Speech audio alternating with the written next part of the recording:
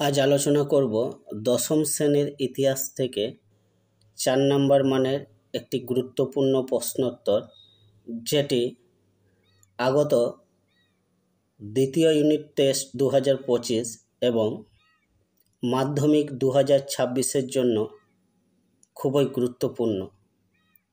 প্রশ্নটি হল 1857 খ্রিস্টাব্দে মহাবিদ্রোহের 4টি বৈশিষ্ট্য লেখো।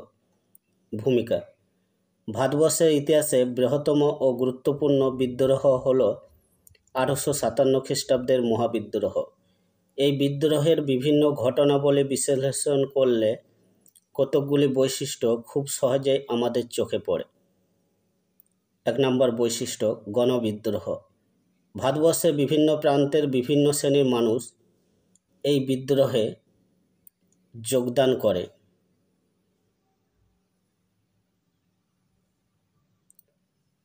2. ব্রিটিশ শাসনে ভারতবর্ষের বিভিন্ন সম্প্রদায়ের মানুষ স্বেচ্ছায় এই বিদ্রোহে যোগদান করে।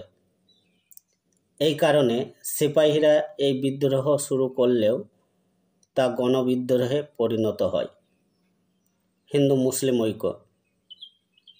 হিন্দু এবং মুসলিমরা দ্বিতীয় বাহাদুর শাহকে হিন্দুস্থানের বাদশাহ রূপে বরণ করে নেয়। 2.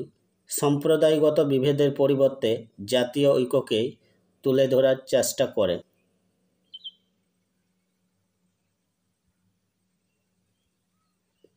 সুতরাং বলা যায় মহাবিদ্রোহে হিন্দু মুসলিম ঐক্য অটুট ছিল।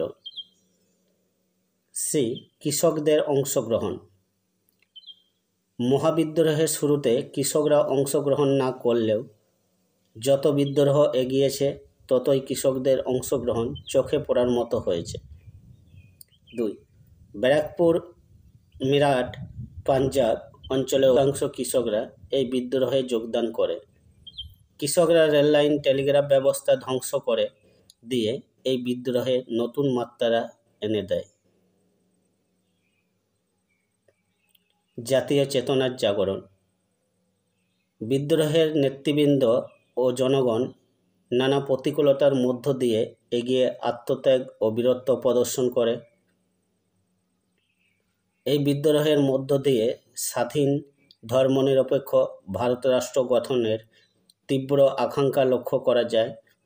উপসংহার: সুতরাং দেখা যাচ্ছে পূর্বের অন্যান্য বিদ্রোহগুলির তুলনায় 1857 খ্রিস্টাব্দের বিদ্রোহের বৈশিষ্ট্যগুলি ইতিহাসকে নতুন দিকে চালনা করে। সেজন্য নিছক সিপাহী বিদ্রোহ হিসাবে শুরু হলেও তা মহাবিদ্রোহের সম্মান পায়।